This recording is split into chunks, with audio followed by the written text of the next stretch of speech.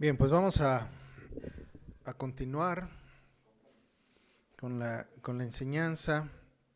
Y bueno, vamos a terminar ya con nuestro estudio en Romanos. La semana pasada nos quedamos en versículo 21. Ahora vamos a leer capítulo 15, lo que resta, versículo 22 al 33. Y vamos a continuar ya con el capítulo 16, versículos 1 al 27. Entonces, a partir del capítulo 22 hasta terminar la carta, voy a darle lectura.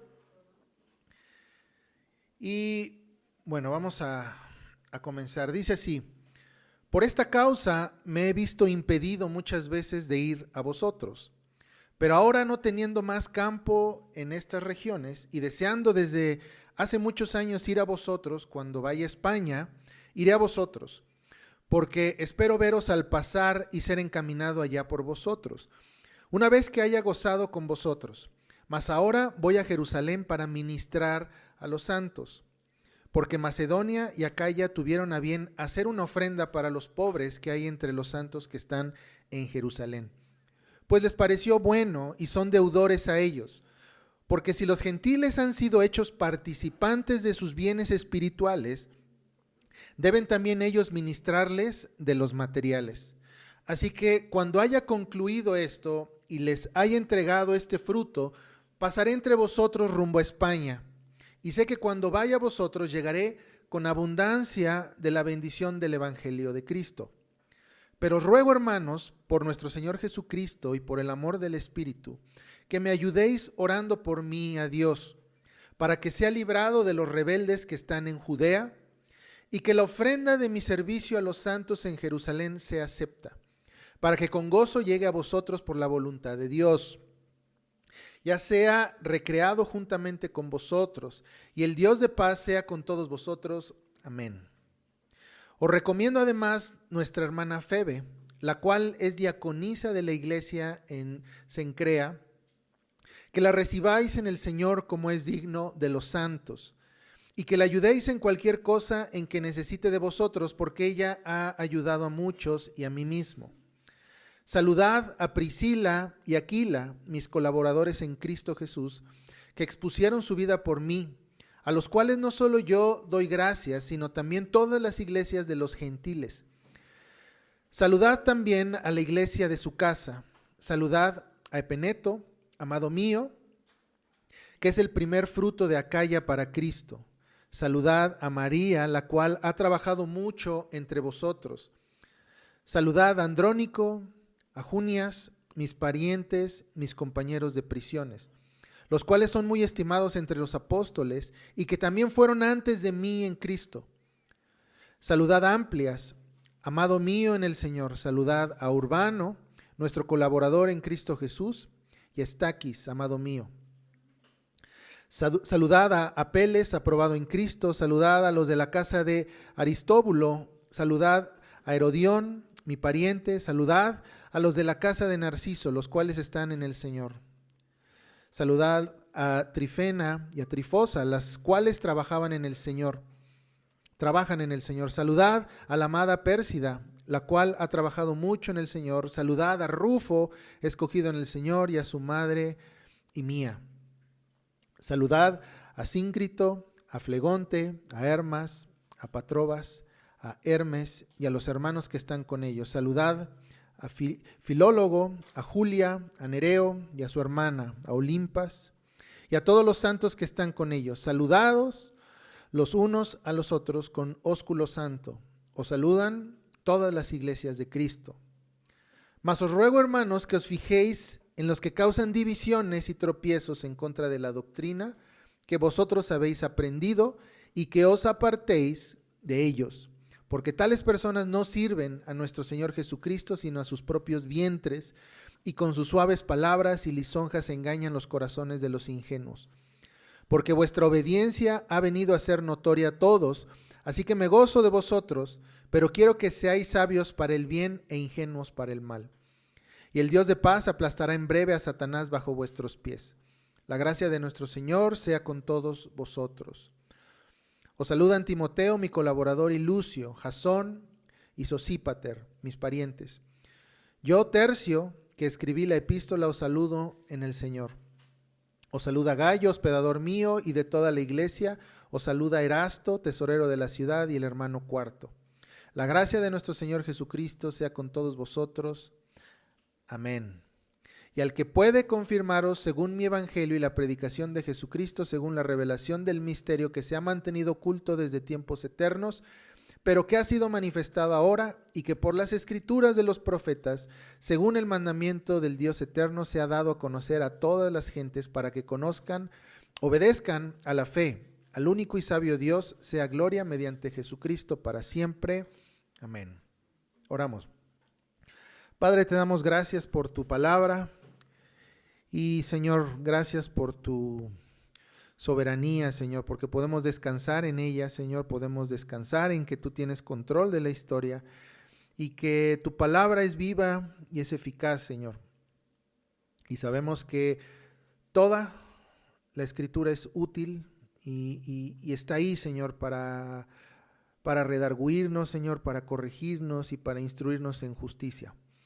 Te pedimos que nos hagas mansos para poder escuchar con humildad tu palabra, las órdenes que tú tienes para cada uno de vosotros, de nosotros, Señor, y que podamos, Señor, pues poner por obra los principios, los mandatos que tú tienes para nosotros el día de hoy, Señor. En el nombre de Jesús te damos gracias y te lo pedimos.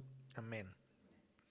Bien, pues hablamos que desde la semana pasada Pablo está despidiéndose ya de la iglesia en Roma y hablamos que él se despide no sin antes reconocer la madurez de estos hermanos. ¿Recuerdas que él reconoce que entre ellos mismos pueden exhortarse, amonestarse, que no están con esta idea que incluso ha permeado hasta nuestros días, en las que pues no podemos hablar porque bueno, es que el hermano pues está 2 escalones arriba que yo en la organización, ¿verdad? Entonces yo no puedo hablar, yo no puedo corregir, yo no puedo decir. Entonces, pues eso habla de inmadurez realmente, ¿no?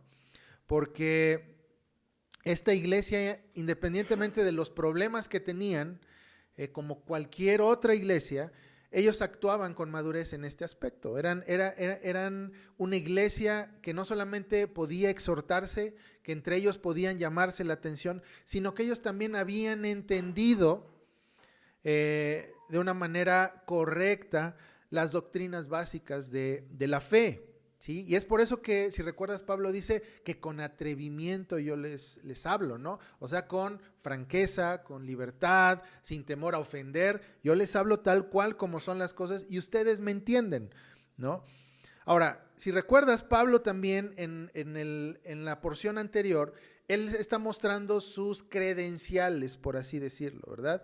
Las credenciales celestiales, si así le quieres llamar, credenciales que él no gana por su propio mérito. Él dice, bueno, pues mi trabajo ha sido tan grande que mira, el evangelio ya llegó hasta tal parte del mundo, ¿no?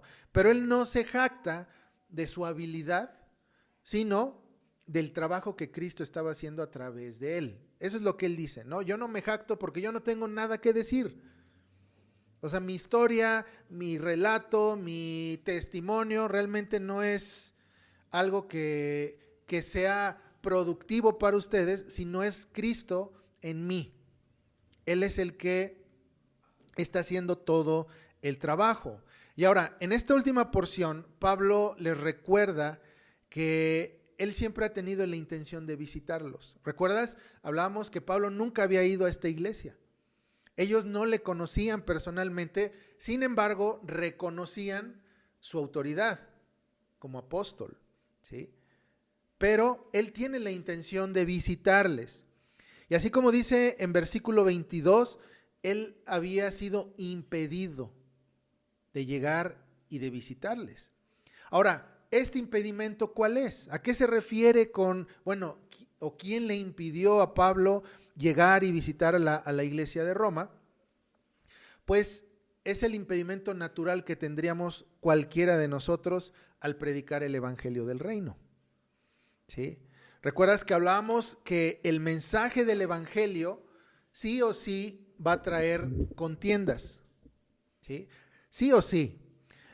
Hablábamos que el evangelio en sí es un choque cultural, o el mensaje del evangelio más bien. El mismo mensaje conlleva normas, reglas, características propias de una cultura. No yéndonos muy lejos, lo que hablamos en capítulo 14, por ejemplo, donde el hermano fuerte en la fe de alguna manera evita hacer algún tipo de prácticas por amor al hermano débil. Eso ya en sí es un choque cultural, ¿sí? Porque ¿qué es lo que escuchamos normalmente en nuestra cultura? Pues si te ofendes, pues allá tú. Yo tengo libertad, yo soy libre de hacer lo que yo quiera, pero el evangelio no habla de eso, el evangelio del reino no habla de eso, sino habla de ¿qué? De que el que quiera ser mayor o el que quiera estar en una posición de autoridad tiene que hacerse el siervo, tiene que hacerse literalmente el esclavo del otro. Entonces la libertad no tiene que ver con hacer lo que se te pegue la gana, según el evangelio del reino, sino la libertad es tener esta libertad de incluso limitarte a ti mismo, ¿sí? De autorregularte por amor al prójimo. Entonces en sí, simplemente este hecho de autorregularte, de no dejarte guiar por tus deseos, por tus sentimientos, eso habla de que eres una persona libre y que eres un ciudadano del reino, y este simple hecho ya va en contra de lo que dice la cultura humanista, ¿sí?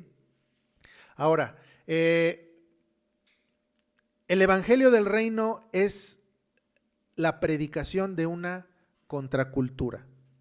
¿Qué quiere decir esto? Que el evangelio del reino de alguna manera va a ir en contra de lo que el hombre propone dentro de la sociedad o la cultura. Imagínate ir a una colonia donde se da el robo, donde el pan de cada día es el robo, es la delincuencia, y de repente tú empiezas a predicar que el robo es un delito, que es mal visto, que no deben de hacerlo, que deben de parar. Y estamos hablando de un lugar donde el crimen es pues de donde viven. Es la fuente de ingresos y es como ellos viven y hacen su vida y es algo natural, pero tú llegas con una predicación que dice, está mal, paren de hacerlo. Trabajen honestamente. ¿Qué va a pasar? Va a haber problemas, seguramente. Y justamente es lo que Pablo vivió y sufrió. Él estaba predicando una cultura distinta. Estaba poniendo los cimientos de una cultura diferente. Obviamente va a haber problemas. Entonces este impedimento por el cual Pablo no pudo llegar a Roma o no podía llegar como él lo planeó, pues era precisamente porque él estaba predicando un mensaje que era o que confrontaba a una cultura humanista. Y lo podemos leer nosotros en Hechos 19 versos 21 y 22, vemos cómo Pablo tiene el deseo de ir a visitarles. Fíjate lo que dice, Hechos 19, 21 al 22, dice, pasadas estas cosas, Pablo se propuso ir en espíritu a Jerusalén, después de recorrer Macedonia y Acaya, diciendo, después de que haya estado allí, me será necesario ver también a Roma. Y enviando a Macedonia 2 de los que le ayudaban, a Timoteo y Erasto, él se quedó por algún tiempo en Asia. Y si tú continúas leyendo esta porción en Hechos, verás que Pablo tuvo que enfrentarse a situaciones que le impidieron realizar los viajes que él se había propuesto. De alguna manera él tenía, como lo haríamos cualquiera de nosotros, él había hecho un itinerario, decir, bueno, vamos a ir a tal lugar, después vamos a movernos. Pero, pues pasaban cosas, porque no era un viaje de vacaciones, era un viaje donde él predicaba un mensaje que confrontaba una cultura. Entonces, naturalmente iba a haber o persecución, iba a haber molestia entre la gente, iba a haber retrasos naturales, ¿sí? Y si recuerdas, Pablo se consideraba, según lo que leímos la semana pasada, un servidor público. Y un servidor público no está a su ritmo, no vive a su ritmo, no vive según su itinerario, sino el itinerario de aquel que le está pagando, ¿sí? Al que sirve. Entonces, justamente esto es lo que Pablo estaba viviendo. Él ya tenía su itinerario, tenía su orden del día, pero pues el trabajo es el trabajo. Entonces, si le tocaba pues enfrentar alguna situación en alguna de estas ciudades, pues lo tenía que hacer.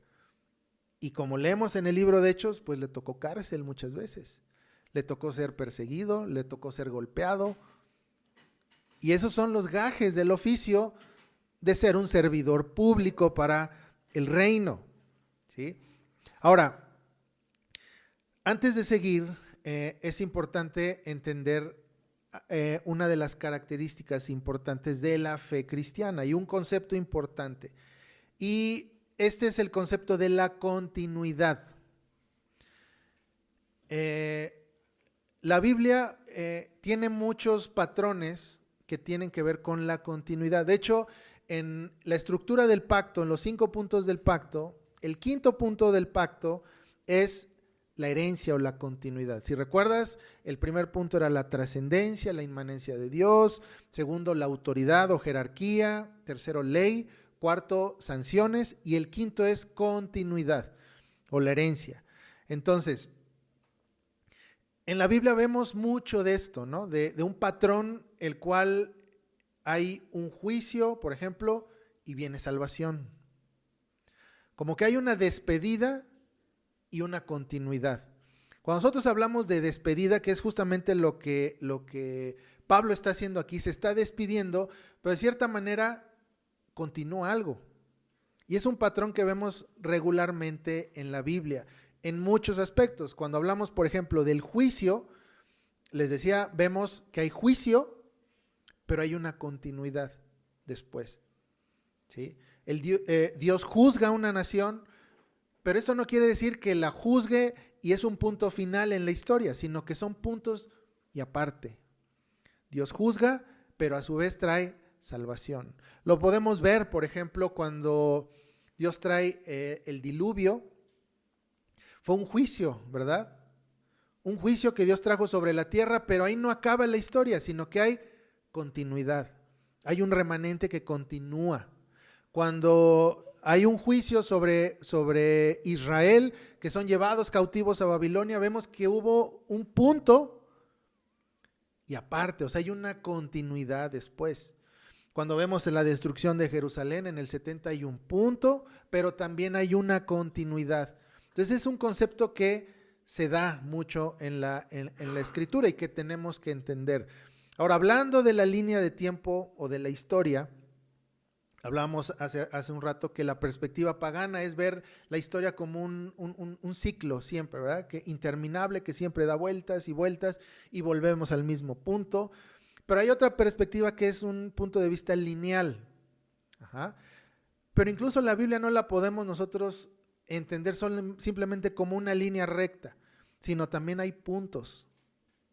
Hay punto y continúa. Hay un juicio o hay un evento, ¿verdad? Que marca una pauta y continúa. Y Pablo justamente es lo que está haciendo aquí.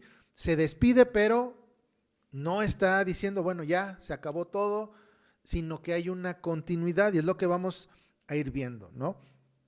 Ahora, ¿cuál era la perspectiva de las iglesias en este tiempo? Es interesante notar algo, que mientras vamos leyendo esta porción, vemos cómo había una gran disposición en las iglesias que Pablo visitaba, una disposición de invertir en el reino, ¿sí? Y fíjate lo que dice ahí, versículos 26 al 29. Dice, porque Macedonia y Acaya tuvieron a bien hacer una ofrenda para los pobres que hay entre los santos que están en Jerusalén. Pues les pareció bueno y son deudores a ellos, porque si los gentiles han sido hechos participantes de sus bienes espirituales, deben también ellos ministrarles de los materiales. Así que cuando haya concluido esto y les haya entregado ese fruto, pasaré entre vosotros rumbo a España. y sé que cuando vaya a vosotros llegaré con abundancia de la bendición del evangelio de Cristo. ¿Qué es lo que está diciendo Pablo? Que tanto Macedonia como Acaya, o sea, dos ciudades que tenían su iglesia, dice, y tuvieron a bien hacer una ofrenda. ¿Y una ofrenda en qué tipo? De dinero, económica. Dice, tuvieron a bien hacer una ofrenda porque ellos eran deudores de alguna manera de la iglesia de Jerusalén. ¿En qué sentido? De que Jerusalén de alguna manera pues les proveyó alimento o bienes espirituales. Entonces de alguna manera ellos se nutrieron de lo que Jerusalén o la iglesia en Jerusalén les dio y ellos se sentían deudores y dijeron, vamos a retribuirles con dinero. ¿Para quién? Dice ahí, para los pobres. Entonces dice Pablo que él era el medio, ¿verdad? Por el cual llegaban esas ofrendas y que incluso, dice, una vez que yo vaya a vosotros, que termine de hacer todo esto, que entregue esta ofrenda, dice, llegaré con abundancia de la bendición del evangelio de Cristo. Entonces, es muy interesante ver la disposición que había dentro de la iglesia en el primer siglo. ¿De qué? De apoyar.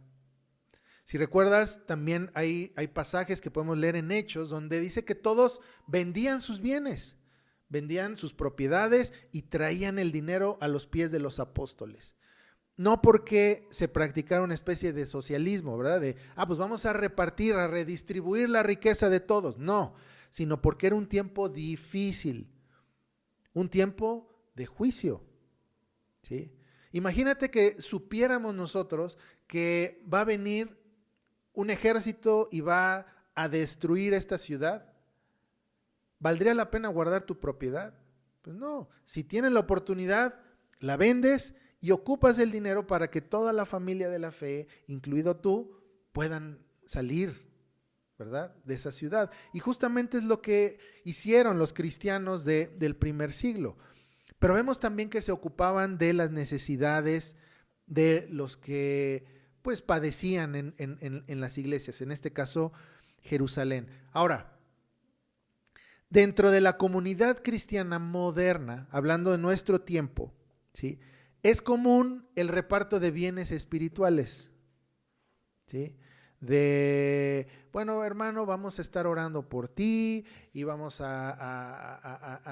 pues no sé, te tenemos en nuestra lista de oración en la iglesia y vamos contigo, te visitamos, oramos y es muy dada la iglesia moderna hacer esto, ¿verdad? A orar, a dar estos bienes espirituales, pero ¿qué tal los bienes materiales? Ya no tanto, ¿verdad?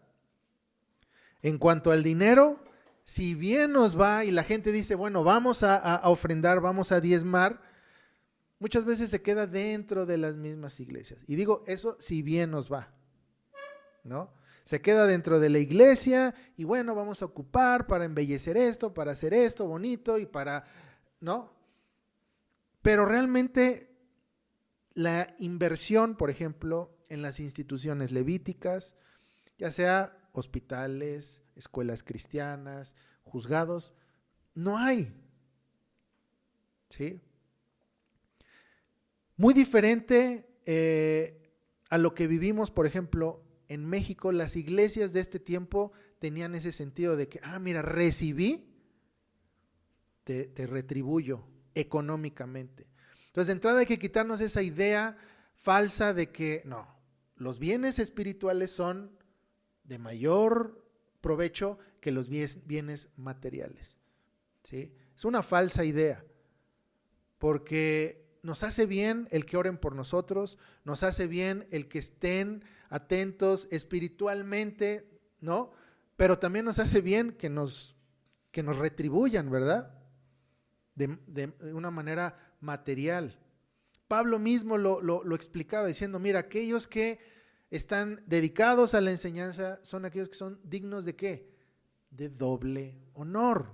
O sea, ¿doble qué? Doble pago. Pero en nuestro contexto moderno hay un ataque a esto. ¿Por qué les vamos a pagar, no? ¿O por qué vamos a hacer esto? Y mira, ya trae coche nuevo, o ya le estamos pagando. O sea, tenemos esa idea como si fuera un político, ¿no? el que enseña. Pero no, dice la palabra que estas personas que son regalos de Dios a la comunidad. Y es interesante notar que en el antiguo pacto, por ejemplo, se cuenta también que si tú veías a un levita todo flaco, todo, o sea, sin fuerza, hablaba mucho de la condición espiritual de esa comunidad, porque no sostenía a aquellos que les enseñaban, o sea, menospreciaban la enseñanza a tal grado que incluso aquellos que les daban el alimento eran menospreciados económicamente. Entonces, la apariencia de un levita era un indicador de si están realmente honrando ese regalo que Dios les estaba dando.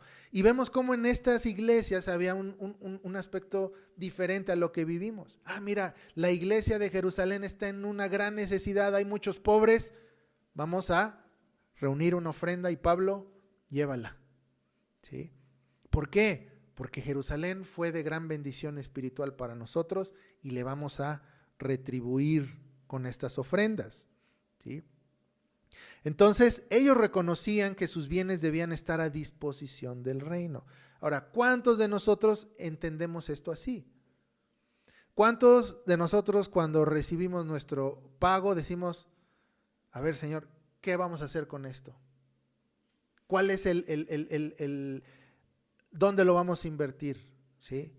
¿Qué hace falta, Señor? A ver, vamos a inyectarlo en tal lado. ¿Cuántas veces pensamos así? Pues, mira, ya me cayó, a ver qué voy a hacer, ¿no? O sea, es un concepto muy distinto al que tenemos ahora al que se tenía, por ejemplo, en este tiempo. Ahora, Pablo, al decir que llegaría a ellos con abundancia de la bendición del Evangelio de Cristo, lo dice en ambos sentidos. Iba a llegar tanto con esta abundancia espiritual como material. ¿Sí? O sea, iba a llegar realmente a dar a esta iglesia. O sea, su misión, ¿qué era? No era, pues los quiero ir a ver cómo están, sino era llegar y ministrar y servirles. Tanto espiritual como de manera material. Entonces, es algo interesante que necesitamos notar, cómo había una disposición de dar, de servir en cualquier aspecto, tanto espiritual como material. Ahora, en los versos 30 al 33, Pablo reconoce que a pesar de que el trabajo es dado, sustentado por Cristo y el Espíritu Santo, la iglesia tiene una labor importante. ¿Sí? Ahí en versos 30 al 33, ¿qué es lo que dice? Dice, pero ruego, hermanos, por nuestro Señor Jesucristo y por el amor del Espíritu, que me ayudéis orando por mí. ¿Sí? ¿Cuál es la labor de la iglesia? Una labor importante es perseverar en la oración. ¿Sí? No por el simple hecho de reconocer, Dios es soberano, no por reconocer que incluso nuestros cabellos están contados por Él, debemos descuidar la tarea de orar por la iglesia y por aquellos que hacen la obra. ¿Sí? Hay hermanos que están trabajando en muchas áreas. Entonces necesitamos que estar orando por eso. Sabemos que Dios está en control, que Dios cuida, que Dios guarda, que Dios preserva las obras, pero necesitamos orar. No tenemos control del futuro ni de los eventos, pero sabemos que Dios va delante de nosotros y nos ayuda en todas las cosas a bien. Descansamos en el hecho de que nuestro Señor gobierna todas las cosas y que podemos acercarnos a pedirle como un hijo a un padre. ¿Sí?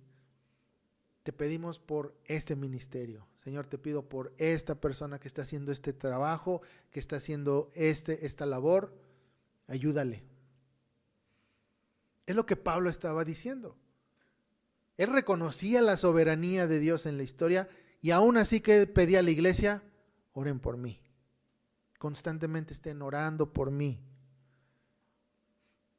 Ahora, en capítulo 16, entrando al capítulo 16, los versos 1 al 16, Pablo nombra una serie de personas, ¿verdad? A quienes saluda, e incluso hay otros que los recomienda y dice: a ellos trátalos bien porque ellos me sirvieron, ellos estuvieron, dieron mi vida por mí, entonces trátalos como si fuera yo el que estuviera ahí. Y esto es interesante porque nos habla del carácter de Pablo y de su llamado. ¿Él qué hace? Reconoce que se puede jactar o puede enorgullecerse del trabajo que Cristo está haciendo a través de él, ¿sí? Pero no deja de lado que él no es el protagonista de la historia. Él es un servidor público, como vimos la semana pasada. Entonces, volviendo a lo que les mencioné sobre el concepto de la continuidad, es algo que vemos aquí. ¿Sí? Es algo que vamos a ver en esta última sección. Cómo la obra del Espíritu Santo no termina cuando se acaba, por ejemplo, el canon bíblico. Cuando se escribe el último libro de la Biblia, no acaba ahí en la obra del Espíritu Santo. ¿Sí? La obra del Espíritu Santo no va a terminar cuando Pablo muera. La obra del Espíritu Santo no va a terminar cuando, pues, Pablo diga: bueno, pues ya no voy a estar con ustedes, y nunca vuelve a escribir una carta. Ahí no va a terminar la obra del Espíritu Santo, sino que ¿qué? Continúa. Estos hermanos a los cuales Pablo menciona, ¿sí? Algunos los reconoce, a otros tal vez no. Pero esto no quiere decir que el trabajo en el Señor de aquellos que no aparecen en esta lista no sea importante, ¿sí? El que los nombres de estas personas estén escritos aquí, ¿de qué nos habla? ¿Que son importantes en el reino? No necesariamente, sino ¿qué nos dice la Escritura? Nos dice que el trabajo de Pablo, ¿sí?, una vez que termine, va a continuar con gente, con otras personas, ¿sí? Pablo está diciendo de alguna manera: mira, está la hermana Febe, está Priscila, ¿verdad? Están todos ellos que continúan y están trabajando en sus trincheras. Cuando yo no esté, ellos van a continuar, y cuando ellos no estén, alguien más va a continuar y va a seguir trabajando. Entonces eso es realmente lo importante en el pasaje, no es honrar: mira, estaba fulanito, ¿verdad?, escrito. Pablo lo reconoció. No, el punto de esto, lo que podemos tomar de esto, es que hay una continuidad. No quedarnos atascados en el pasado de: bueno, pues ¿qué vamos a hacer cuando tal persona muera? Nuestro corazón estaría en el lugar incorrecto, ¿sí? Cuando ya no esté tal persona, ¿qué vamos a hacer? ¿Y ahora quién va a continuar? No depende de una persona. Es el Espíritu Santo el que continúa la obra. Entonces podemos estar confiados en esto. Cuando no estemos nosotros, ¿qué va a pasar? Habrá otros que continúen la obra donde nosotros lo dejamos. Fíjate, uno de los pasajes que más me gustan está en el libro de Hechos, y es Dios hablando del mismísimo rey David, ¿sí? ¿Recuerdas cómo hay muchas predicaciones acerca de David y se menciona acerca de que él tenía un corazón conforme a Dios, ¿verdad? Él es el autor de la mayor parte de los salmos. En su tiempo mucha gente lo seguía, mucha gente pues le rendía honor al rey David. Pero fíjate lo que dice Dios acerca de David.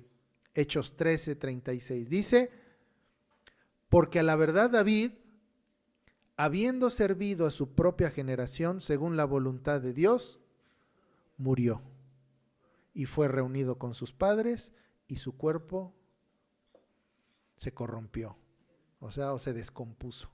Fíjate nada más, una persona que hizo tanto, ¿sí?, que es reconocido por la fe, que es reconocido por lo que él escribió, por sus hazañas, ¿sí? Que tenía un corazón, dice, conforme a Dios.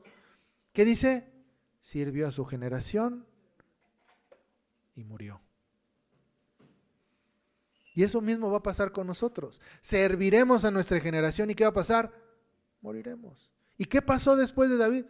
Siguió alguien más y siguió alguien más y así sucesivamente.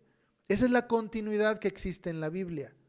La historia no es o no está centrada en nosotros, sino en Cristo y su reino, ¿sí? Ese es lo importante. ¿Qué nos debe de preocupar a nosotros? Ser obedientes, servir a nuestra generación y esperar ¿qué? Dormir y estar con el Señor. Y alguien más va a retomar el trabajo, ¿sí? Ahora, hay continuidad en la historia para el pueblo de Dios y para el reino.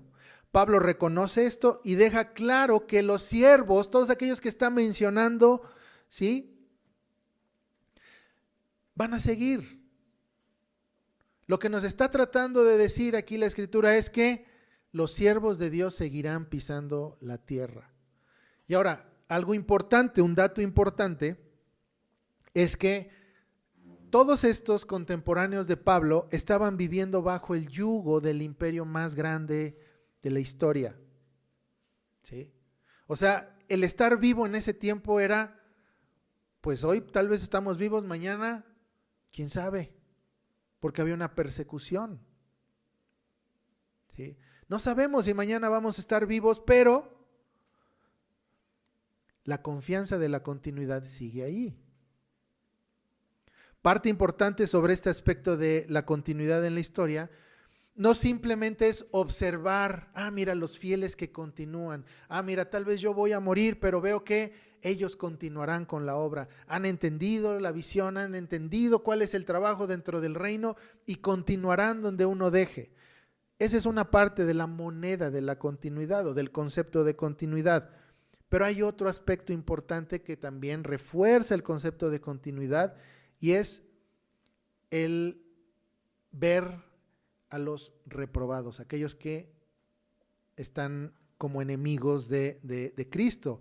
En versos 17 al 20 dice Pablo, una vez que da toda esta lista de personas que él recomienda y que él manda a saludar y que de alguna manera si los está mandando a saludar es porque pues son hombres y mujeres fieles.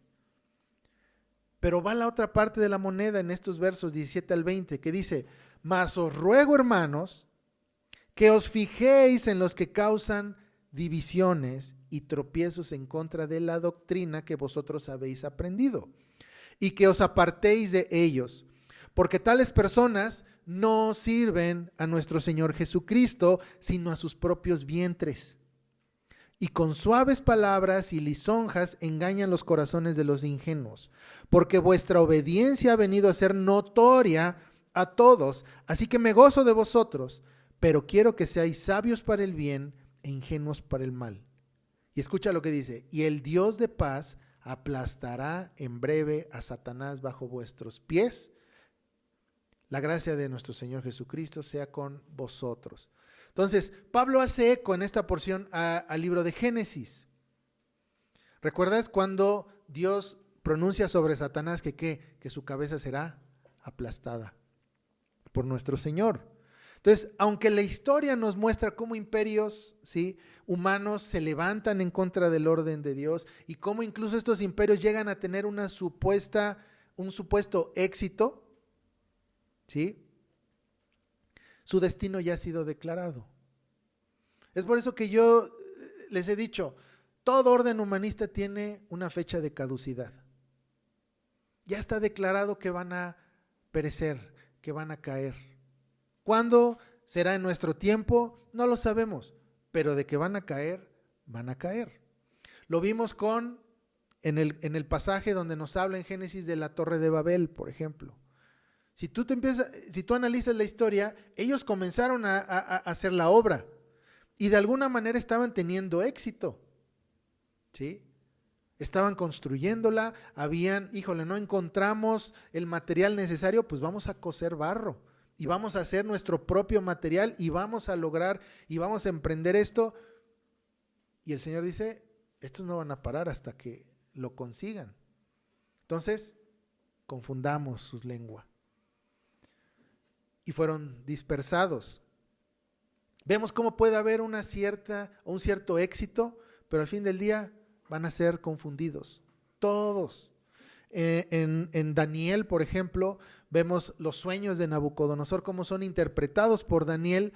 Y él dice, pues mira, es la figura, esta imagen que tú ves, pues está con oro, hierro, bronce y barro. Y empieza a describir cómo cada parte de esta imagen que eran reinos, ¿sí?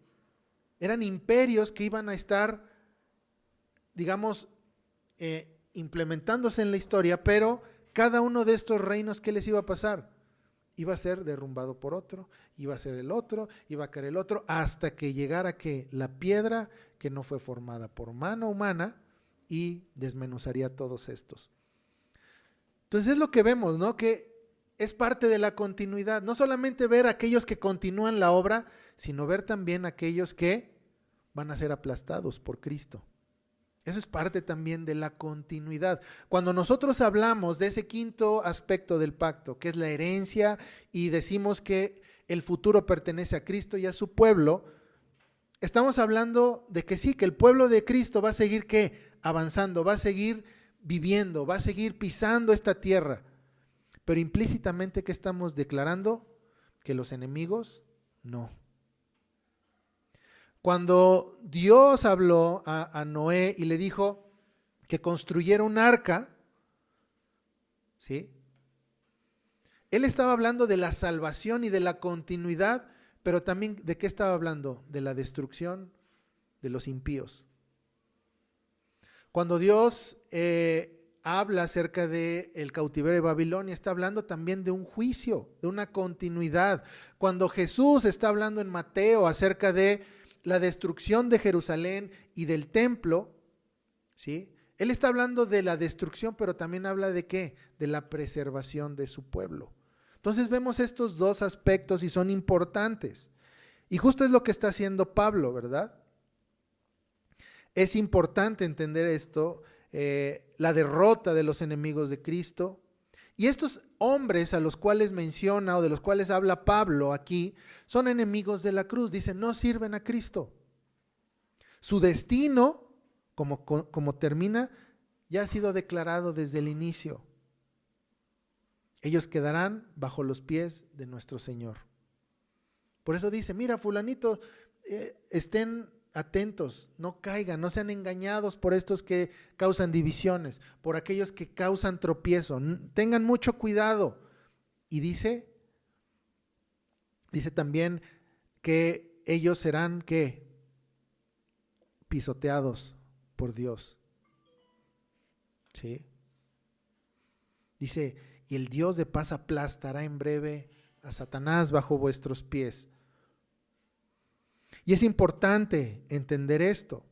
Estos enemigos de la cruz no solamente están en lugares de gobierno o políticos, sino dentro de las mismas iglesias o gente que tiene influencia en la iglesia. Necesitamos estar atentos para no ser engañados. Personas que no son guiadas por el Espíritu Santo, sino que son guiadas ¿por qué? Por sus vientres. O sea, ¿qué quiere decir? Que son guiados por sus vientres, que son guiados por sus sentimientos, por su momento, lo que siento en el momento, eso es lo que hago, eso es lo que digo. No me gusta, me causa molestia, pues yo actúo de esta manera. Es gente que no es guiada por el Espíritu, sino por el vientre, por sus deseos. Ahora, seguramente te has topado. ¿Cuántos mensajes puedes ver tú en redes sociales de gente que habla estupidez tras estupidez, ¿sí? Que nacen de los sentimientos o del vientre? Que incluso tú puedes decir, pues suena bien, es lógico, ¿sí? Que te aconsejan, no, mira tú, haz esto, no, es que mira, el mundo es así, y bla, bla, y te dan consejos, ¿no? Pero no dejan de ser tonterías, que es humanismo disfrazado. Aléjate de esas sandeces. El mensaje que siempre se les ha dicho que hagan es que sean maduros, que juzguen todas las cosas, que aprendan a discernir entre lo bueno y lo malo y desechen toda cosa que provenga del corazón de los hombres. Cualquier consejo, cualquier frase humanista que provenga de los deseos del corazón del hombre, alejémonos de eso. ¿Sí? Juzguemos las cosas. Ay, es que suena bien, y no solamente suena bien, sino como que hace clic con lo que estoy viviendo, con lo que estoy sintiendo. No, o sea, juzguemos las cosas, no nos guiamos por el vientre, sino por el Espíritu Santo. Pablo en Colosenses capítulo 2, verso 8, fíjate lo que dice, justamente hablando de esto. Dice, no permitan que nadie los atrape con filosofías huecas y disparates elocuentes. Fíjate, un disparate es una tontería, pero elocuente, es tonto, pero suena bien. ¿Sí? Y hay mucho de eso.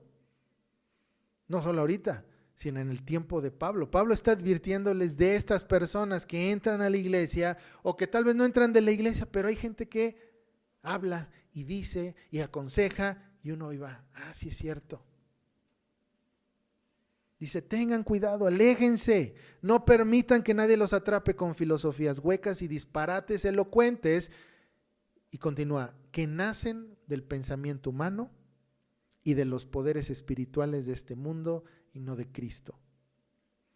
Estos engaños, podríamos decir, son autoría de Satanás, autoría del corazón del hombre. ¿Y cuál es el propósito? Alejarnos de Cristo, confundirnos, ¿sí? Poner nuestra esperanza en algo más, poner nuestra esperanza en nosotros mismos, ¿sí? Es mucho más fácil seguir el consejo de un hombre que dice un disparate elocuente que decir, voy a obedecer y voy a, como dice Pablo, llevar cautivo todo pensamiento a la obediencia a Cristo. ¿Qué es más fácil? Obedecer el disparate, ¿verdad? Elocuente que encaja con lo que estoy sintiendo, en lugar de someter ese pensamiento a la obediencia a Cristo. Eso es lo difícil. Pero Pablo está diciendo que tengamos mucho cuidado con esto. ¿Sí? Ahora, hay continuidad en la historia, ¿sí? Y la historia está a favor de Cristo y su reino, así como de sus escogidos.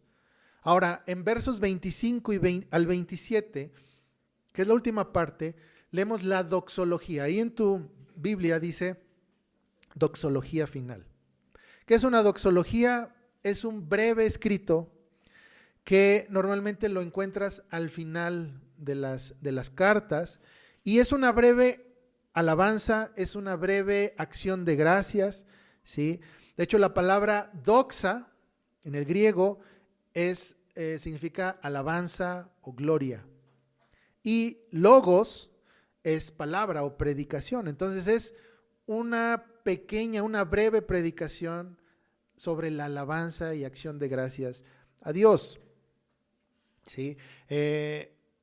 Pablo escribe una breve predicación de acción de gracias y alabanza a Dios al final de esta carta.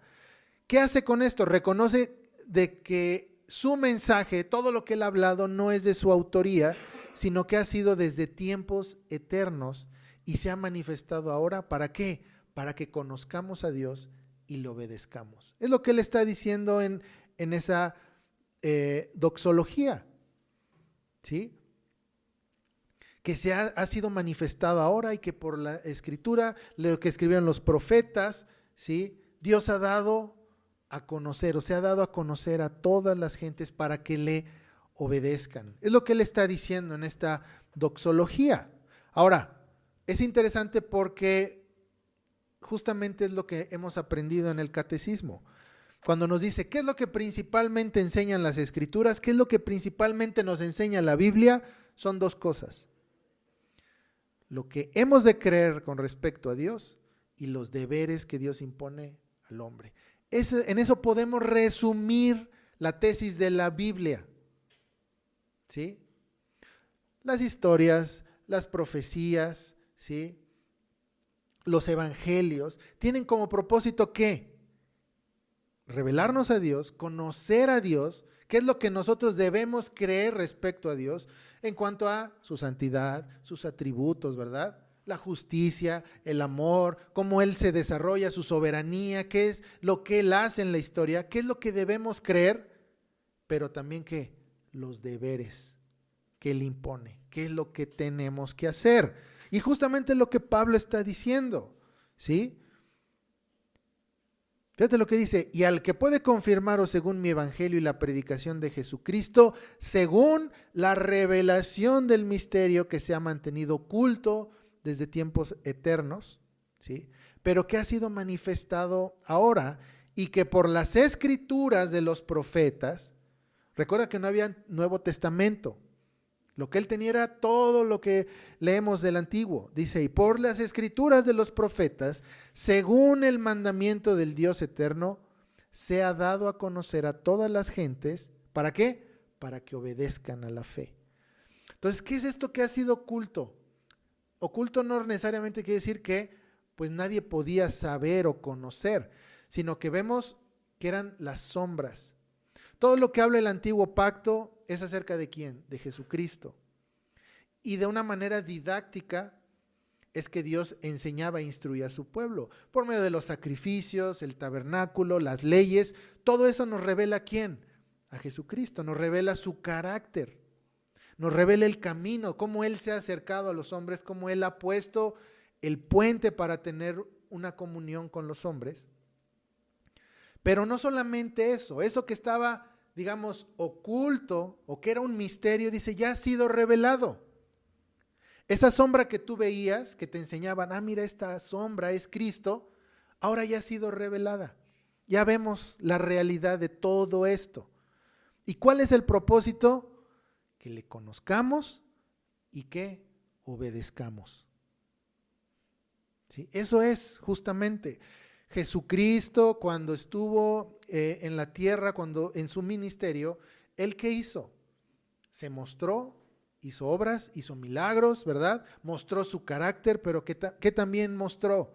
Mostró cuál es el verdadero propósito de la ley, cuáles son los mandamientos y cuál es su alcance, qué es lo que realmente significan. Los fariseos dicen que hagas esto. No, haz esto. Ese es el verdadero motivo de la ley, de los mandamientos. Entonces vemos estos dos aspectos, conocer a Dios y obedecerle. Y justamente es lo que Pablo está diciendo.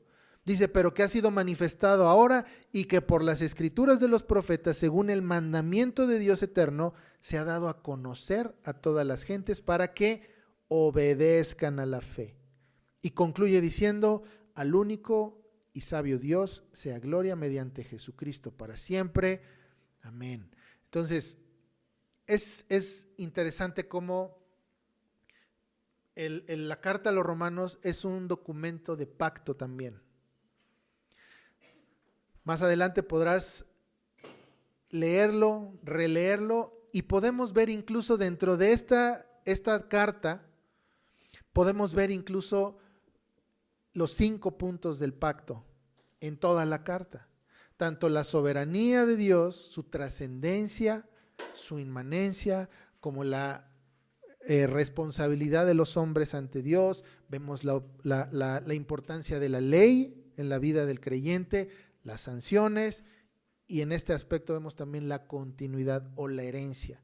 Entonces Romanos, o la carta de Romanos, es un documento también de pacto, ¿sí?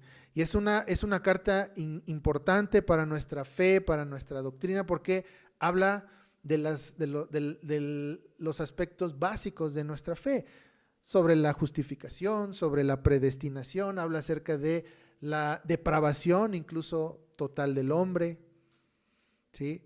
Habla acerca del futuro, aspectos escatológicos, ¿verdad? Aspectos incluso tan prácticos de cómo me llevo con el prójimo, cuál es mi actitud hacia el prójimo. Entonces es una carta importante, ¿sí? Y vemos cómo Pablo culmina esta carta reconociendo que es importante y que el mensaje que Él ha dado desde el capítulo 1, ¿qué? Es por medio de Jesucristo y para su gloria. Comienza diciendo en capítulo 1, Pablo, siervo de Jesucristo, llamado a ser apóstol, apartado ¿para qué? Para el evangelio de Dios.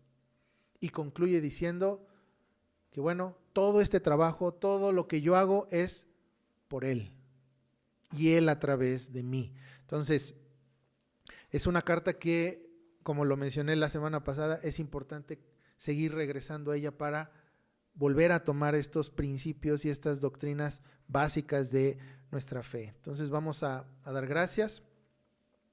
Padre, te damos gracias por tu palabra, porque pues a lo largo de esta carta, Señor, hemos aprendido, hemos recordado también, Señor, estos aspectos básicos de la fe, y a veces no tan básicos, Señor, sino que importantes. Hemos aprendido también de nuestra naturaleza pecaminosa y que está en constante rebelión, pero que por la obra de tu Espíritu Santo, Señor, ese viejo hombre va muriendo y vamos siendo hechos nuevas criaturas, Señor, y nos vamos renovando día a día. Y Padre, ayúdanos a poder, pues de alguna manera, pues tener estos principios siempre a la mano para poder instruir a otros, para poder, Señor, recordar que estamos aquí y que la obra que hacemos no es para nuestra gloria, sino es para la tuya, Señor. Te pedimos que nos sigas capacitando, Señor, que nos sigas haciendo siervos útiles, que estemos dispuestos de dar tanto nuestros talentos como nuestros bienes al servicio de tu reino, Señor. Ayúdanos a quitarnos del centro de la historia y a poner lo que es realmente importante, que es tu Hijo Cristo y su reino, Señor. Gracias por el tiempo que hemos dedicado en esta carta, Señor, porque hemos aprendido mucho, porque hemos encontrado dirección, hemos encontrado, Señor, principios que nos ayudan a madurar, que es lo más importante, Señor, que crezcamos y que, Padre, podamos discernir con mayor facilidad y seguridad entre lo bueno y lo malo. Gracias te damos en el nombre de Jesús. Amén.